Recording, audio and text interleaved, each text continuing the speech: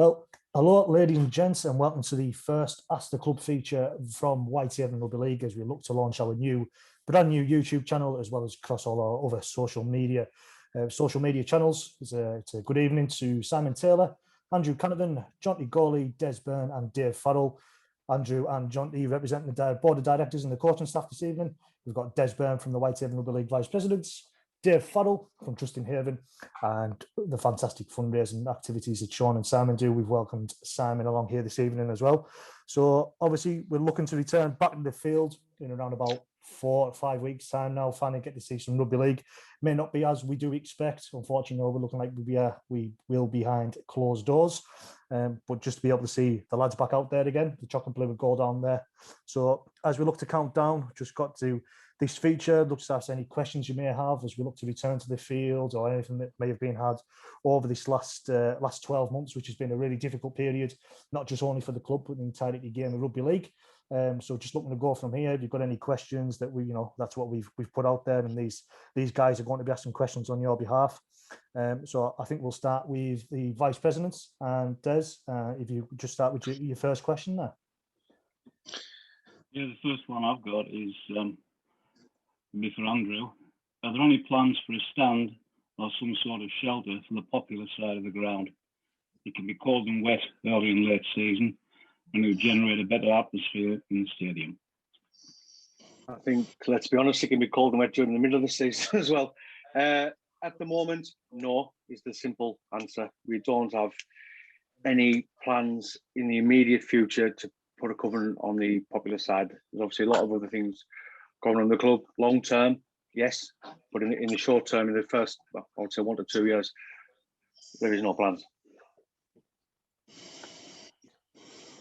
Dave, you go next, and you come from Trusting Haven. Yeah, it was sort of on a similar line to that. Just well done for the work that's been done at the ground and the work that is to be done on the ground, which will improve the facilities and the commercial side of it. I was just saying, what's the club's long-term commitment in terms of the ground? Does it say the recreation ground as our, well, it's our traditional one, it's our historic one? Do they say the recreation ground is remaining that, and therefore what sort of investment could we expect in it over the forthcoming years, to improve the lot of the fans? So it's very similar to what Des said. I suppose it's a long-winded way of saying what Des just said, I suppose. Oh, there were plans laid out in 2019 for almost a complete redevelop of the ground. Those plans are still in discussions, still meeting with the relevant stakeholders, try and get these plans ongoing. Yeah. Obviously, COVID has put a delay on almost everything. But do we see ourselves long term at the recreation ground? We'd like to hope so. We really like to hope so. It's been the home since day one, and we'd like that to continue. It's almost in the heart of the town. It's easy walking distance, not just good transport links, but easy walking distance from like the Kells, the town, Branstey, Hensingham. So ideally, we'd like to stay down here. But there's so many different potential and opportunities available. We'd be daft not to look at anything else that came up. But in the meantime, we're definitely looking at staying here. Yeah. So it's a case of watching this space in terms of facility projects and improvements going forward. I suppose that's what you're saying. It is. You've obviously got to walk before you can run, and I think what we're doing at the moment is within our budget, and hopefully will generate enough cash to enable us to carry on with the rest of the schemes we've got in the pipeline. Yeah. Okay, fair enough. As I say, the development of the recreation ground goes back a long time, and I suppose Des knows that as well as anybody. It would be nice to think that, as I say, investing for the future on the grounds so going to be one of the priorities going forward. I mean, watch this space. Yeah. Yeah.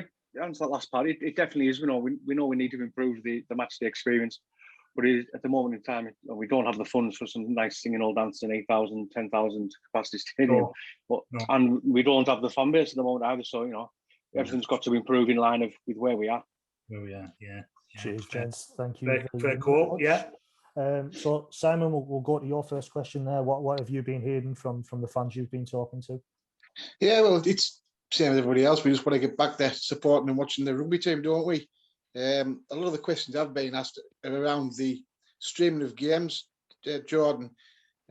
I.e., obviously, season ticket holders will be able to stream the games that we're going to miss. But is it available for non-season ticket holders to pay to watch the game, or how does that work? And also, how does it work for the away games? Is there a fee that the supporters can pay to watch the game? Andrew? I'm froze, Jordan. Oh, sorry. I missed that. So what he was saying there was sort of, you know, what's the chances going to be with streaming? And obviously the season ticket holders are going to get the home games for free. But what's the odds for that season ticket holders? What opportunities are there for them and for away games? Well, so the RFL are running a scheme where they're going to stream all the league games that are played behind closed doors, and potentially further on, if we've allowed fans back in and it's a very small number, the RFL are going to give the option of carrying on streaming those games. So clubs have to bear these costs of streaming them. However, it's going to be £5 or £4.95 for a certain game if bought before the day of the game, and it will be £10 if bought on the day of the game, and that will give you access. I'm aware the RFL are maybe trying to look at staggering kickoff times and days that we play on. So potentially we won't be able to buy like a weekend pass to watch all the games that they're streaming. So that's the intention. So it's like it's going to be, you could say, £5 up until the Saturday, and then if you buy the game on the Sunday, it'll be £10 to stream and it'll be on the Our League app. All right, Andrew, thank you. So similar to what the football are doing, I suppose, then at the moment in the Premier League, they're having games sort of 2 o'clock, 4 o'clock, 6 o'clock, etc. Yeah. Well, that's good. Yeah, just to maximise. It's also to maximise potential income from like neutral fans. You may get people in West Cumberland, for example, who are happy to watch both teams, so they'll be able to watch Working the game at one time and Whitehaven game another time. So it's good. So they'll be able to get to watch quite a few games. It is. So obviously you said there there's a cost to the club for streaming these games. Is that a substantial cost, or is it moderate, shall we say? Because I know it won't be cheap. I think it's reasonable. It's reasonable to put it on. It's something we want to do anyway, because I know we can't get fans in, but we really want to engage with them. Everyone wants to watch rugby, so it's a cost the club are willing to bear. But the more people who come on and watch, the cheaper it then becomes, and potentially could actually see the club make some profit out of it. So we'd implore as many fans to watch as possible. Yeah. So the club do get a percentage of the money made then, yes? Yeah, the club will get a percentage of any money made if there's any money made. Obviously, once we take out the costs of streaming that. Okay, thank you. We'll head back to Des, and Des, you've got your next question there on behalf of the Vice Presidents. Yeah, moving on, it's one regarding the strip. Are you sticking with the same strip, home and away kits, or are there any plans for a new top, such as a charity shirt? We usually use the charity shirt on like the bash, which is very likely not going to happen. Obviously, we kept with the same shirt. We just thought we had to repay sponsors and the fans from last year. That's why we've kept with the same strip. Whether we do a charity shirt, it's up in the air. We considered it as a board. We would have liked to have done it for the bash, but I don't think that's going to happen. So a case of watch this space, see what happens on that does. Thanks there, gents. Dave, yet again another question. Have you got any sort of questions for Jonty? Like that at all? This is one from myself, I suppose.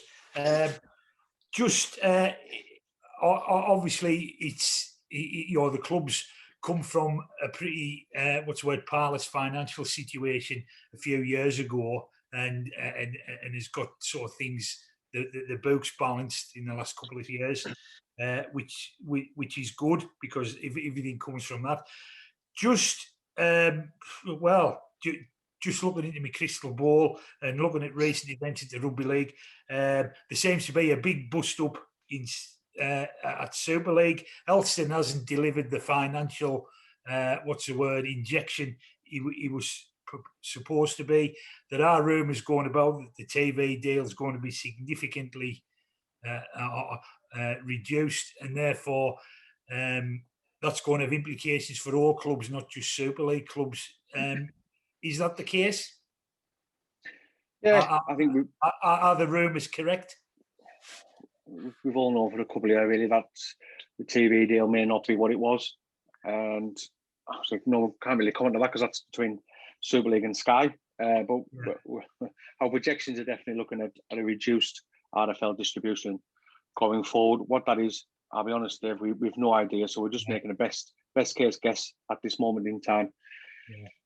That's all I can really say on that because we're not privy to what's going on between Super League and Sky. No, but there is a general recognition that there will be less money available from 2022, and I think that's what we're saying.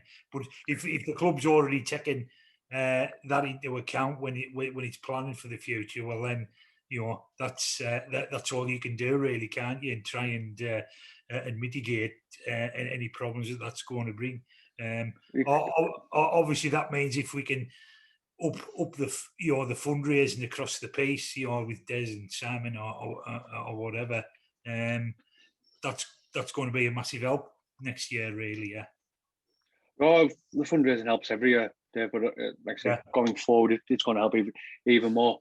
The club we have done projections for next year already. Because when you sign players, you sign on multi-year contracts. In some cases, you've got to have forward projections going in. But you go back to 2018, the mess the club was in. I mean, for the 2019, we stripped the club back bare. There was nothing, no penny was spent that wasn't frugally spent, should I say? Yeah.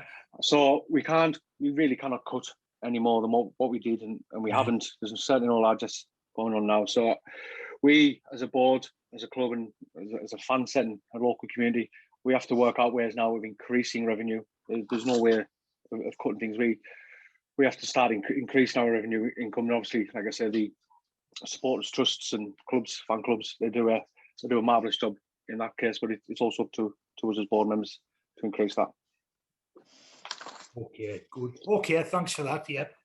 And Simon, have you got any questions on sort of Jonty and the coaching staff looking towards? I have Jordan. Squad. I have Jordan. Yeah. A question that was put to me was, given the what's the term I'm using? Given the COVID scenario that we're in, what's the changes that the coaching staff have had to make to the sort of techniques to get the boys training from home and various other things? Because I can imagine that being very challenging to try and keep people motivated when they're, especially during the first lockdown, shall we say, when people were stuck in the house, etc. And then also for the particular season, what is the goal for the club, for the squad? Is it just to not get relegated, or is it to aim higher for the top, maybe 6 or top 7 players? Yeah, the answer to your first question is like the first lockdown, when we knew the season wasn't going ahead at all. It was sort of we didn't really, the lads just kept ticking over the cells because there was no goal to go for. The season was going to be finished, and it was basically going to be gearing up for October, November time. So this pre-season, as Des well knows, we started training. The first session was like, you've got to get the wellness forms in, the temperature taken. Des has got to sort all the gear out, the disinfectant for the balls and stuff. So after the first session, there was a bit of a question of some of the lads. I've mentioned it with Dave in his podcast the other week. It wasn't everybody's cup of tea because we weren't getting tested at the time. So until the testing come in, I could understand some of the lads' worries. And at the time, we were going to have a 5-day Christmas break off Boris, weren't we? But so they didn't want to be isolating over the Christmas period when they could have been with their families. So we sort of like went half and half with the squad. We give them the option. We didn't want to come train and didn't, but they had to provide evidence to us what they were doing, which they've done. They've done that via Strava, and they've all got the smartwatches and that now, so they can record everything. And then the other half of the squad come training. So then we got till January, and it was the full-on lockdown crack, and so that's when we've set the point system up for training each week. The lads had to get so many points. I set them something to do, and they all set to do 4 or 5 sessions themselves. So they've come back at the start of February in quite decent nick. You know, we were just on about me and Charlie were on the phone before, and I've had a couple of the lads texting us today because we had a pretty tough session last night. And I would imagine 90% of the lads are where we want them to be, if not better, fitness-wise. So that's good. They're a great set of lads. Everything we asked them to do, there was a little bit of twine, as Des knows, but they always do it. They're like just like a twine, but yeah, good. They're dedicated in that respect, Simon. They keep themselves right anyhow nowadays, and what we've asked them to do, they've done that and more in January. So we're quite happy with the fitness side of things. So that's. But as Des knows, especially on a Wednesday now when we're getting tested, Des will tell you it's chaos for the first 40 minutes, 45 minutes of training. Lads are getting tested. Kerry's down there doing the testing, and you've got to go in fours and get your mask on, temperature taken, your test done, and then you've got to go back in your vehicle and wait. But we're getting there. Everybody knows what they're doing after the first time we've done it. So that's quite fluent now as well. So everybody gets the time off days, what time they've got to come down, get the test done, and then we go training. So that's the first part of the question. And the second part is regarding about our season. I've said it before, if we stay in the championship, as we've done what we've set out to do, basically we've got to consolidate.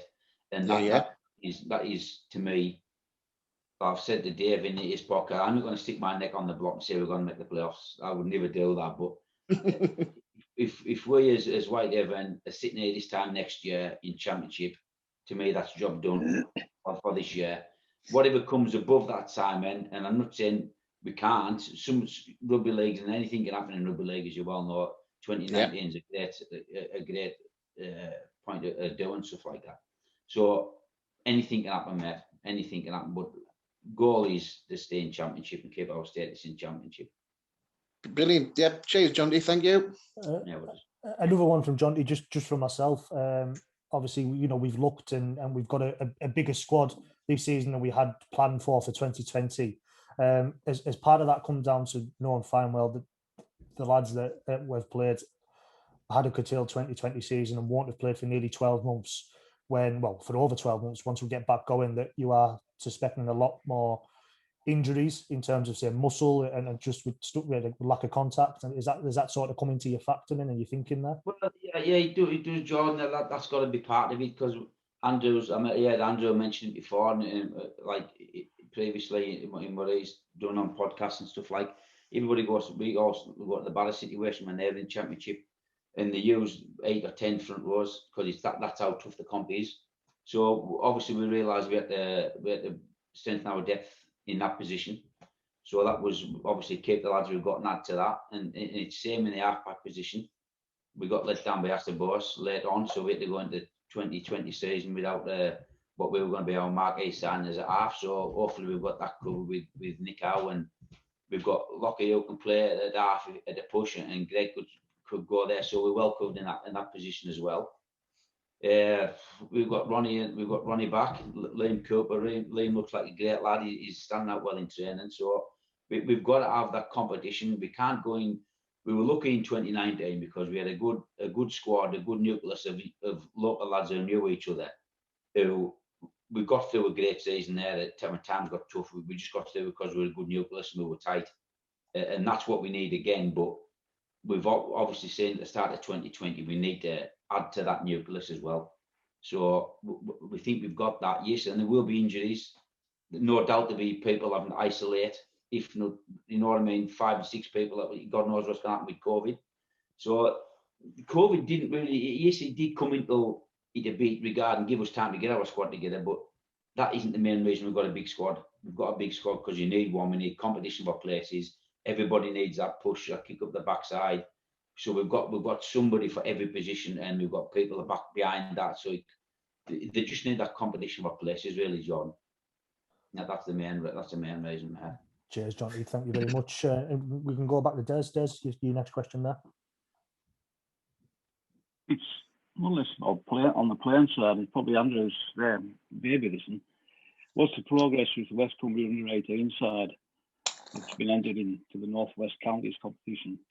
And second part of it, have amateur clubs in Allerdale been invited to participate? Yeah, I'll be quite brief on that. At the moment, COVID's kind of delaying things. We'll see what Boris says on Monday. Trying to get back in touch with the North West Counties League to see where we are, see what's going on with that. The team itself, the club itself, is open to anyone in the West Cumbria or the wider Cumbria region if they want to come and trial out and see if they can get into a squad. We're obviously going to be limited with how many people we can have signed on. That's unfortunate, but it's just the way it is. Again, I'll reiterate the point that what we're trying to do, me and John Stables on this, not the club, but what we're trying to do is to mop up and keep those in the game who don't want to turn out for the open age side, or maybe aren't quite ready to turn out for the open age side, and predominantly the second teams, but some of them in the first teams, probably Ackley. So they're not the kind of players we're after, because they're going to get a game. Like I say, we're after anyone in the under 18 age group who wants to carry on playing at an age appropriate level. So that's where we are. I can't really update anymore on it because it's been pretty quiet. We're hoping that if we can't, if the league's not going to start, or it's going to be delayed start, maybe getting some form of Cumbrian kind of cup going, because there's 3 other Cumbrian teams in the North West Counties under 18s for next season: Roos, Askham and Ulverston. So worst case scenario, we're hoping to have some form of round robin tournament with those. But at the moment, everything's just waiting on Boris and his friends to give us the nod. Cheers, Andrew. No worries. Cheers, gents. Thank you very much. Dave, any further questions from yourself there? Well, yeah, just one that he's probably might be better answered after Boris gives his roadmap next week. But a few people have said to me, and you're asking yourself the same question: realistically, is it going to be April, May, or when we get back on the recreation ground watching the games live? Is there any roadmap for rugby league at the moment? There isn't, to be honest. Yeah. There isn't. I think the hope is we'll be in April as the earliest. I think is the earliest hope. The furthest away at the minute we're looking at and budget on is June. We're quite a little bit looking the way the fixtures have fallen. It would appear we're going to have 3 home league games before the start of June. So potentially the fans might want to miss out on 3 on what we're hoping is a worst case scenario. Yeah. We'd love to welcome obviously our first home game being our first league game, but we've got to wait on Boris. There's rumours flying around today that open air pubs could be opening in April sometime, and I don't see why rugby league can't, or any other sport with open stands can't be in that kind of category. But we've just got to wait. Yeah. I know the football. Yeah. Well, the FA are looking at the Carabao Cup on the 25th of April as their first big hit out, which is out to me. Yeah. So if we can get in May, I think we play Bradford at the start of May at home. That would be a good first game to get back into from a spectator point of view and a commercial point of view. But we've just got to play with the hands we're dealt with. Yeah. We'll wait to see what comes out in the next few weeks on that one. Yeah. And Simon, what are you hearing? What further questions have you been getting? Well, obviously Shaun can't join us, but he's asked me to mention something about the current physio role that I believe the club are trying to recruit for. Sorry, is it only being advertised on social media, or is it in the local papers, etc.? I believe is it the chapel, Dave Harkinson, has potentially got a couple of people up at the West Cumberland Hospital there who might be interested, but they're not on social media. So, who do they contact? Is it Des or the club, etc. about that? Oh, I think ideally in the first instance, contact Des. That would be ideal as team manager. So I'll let Des take over the answer to that question. Yeah, Simon, if you've got somebody interested, then please give me a ring. Yeah. I've obviously tried at the hospital on a number of occasions. I can imagine you have, Des. Yeah. The physios are very busy at the moment, obviously with COVID. I've tried throughout the county, not just on social media, but ringing University of Cumbria, all over the place. I really need one. It's got to be a fully qualified physiotherapist. It can't be somebody that's still training. It's likewise, it can be a sports therapist, but they've got to be a certain degree of sports therapist. It can't be somebody that hasn't worked underneath a physio, for example. But I mean, anybody that fancies it, please give us a ring and have a chat. No worries, I shall mention that, Des, yeah. And just to reiterate at that point, obviously the club are looking for the physio for the upcoming season. We have put details out on social media.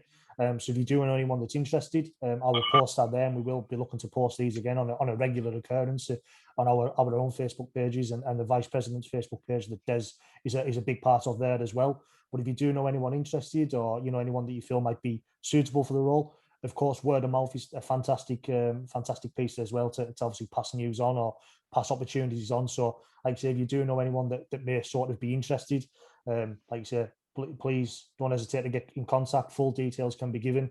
Obviously, it will be Des that it's obviously looking to arrange that in his role of team manager. Like I said, we can do that, and we'll try and discuss all full details, or Des certainly will there of what will be required and when.